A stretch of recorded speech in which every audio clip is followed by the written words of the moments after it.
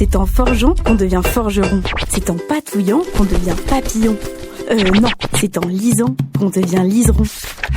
Et nous liserons jeunesse, c'est maintenant sur Radio Laser.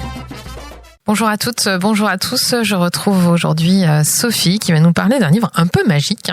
Un livre pas comme les autres. Un livre pas comme les autres, un peu magique effectivement, puisqu'il s'appelle Magimage et sous-titré À l'aventure, puisque c'est le 2e tome de cette petite série de Lucie Albon, publiée aux éditions Thierry Magnier. Donc c'est un album pour les tout petits.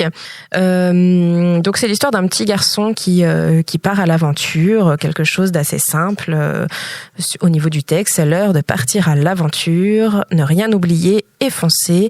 Quelle joie de prendre de la hauteur. Avant la nuit, rencontrer de nouveaux amis, etc., etc. Donc c'est sur tous ces petits moments d'aventure du tout petit.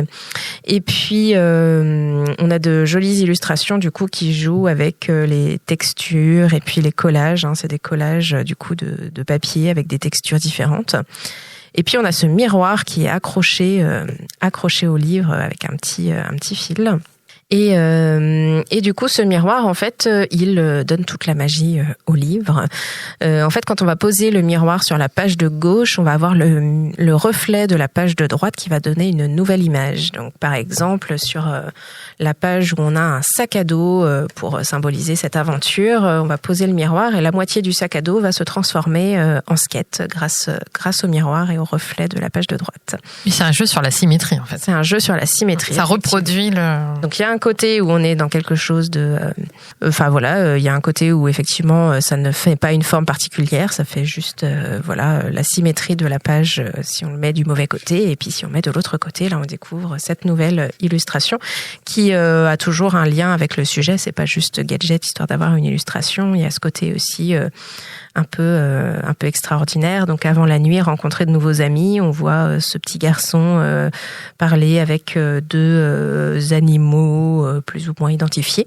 Et en fait, une partie de ces animaux, quand on met le miroir, ça va se transformer en une tente, puisque c'est l'heure d'aller se coucher. Donc on va pouvoir découvrir la tente. Donc ça complète en plus un peu l'histoire et puis le texte qui est écrit.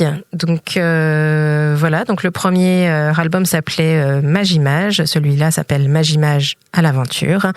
C'est de Lucie Albon et donc un livre qui est très ludique à faire avec les enfants. Ça va plaire. Ça va plaire, donc quasi impossible à lire en groupe parce que du coup pour que tout le monde voit le reflet, ça fonctionne pas. Mais par contre en duo, parents-enfants ou grands-parents-enfants, grande sœur, grand frère, enfant, ça fonctionnera très bien et puis ça amusera les petits et les grands en plus. Donc tout à fait. C'est une chouette idée, un chouette concept. Et le premier était déjà avec le petit miroir. Le premier, c'était la même chose, voilà. Donc un chouette album de Lucie Albon chez Thierry Magnier.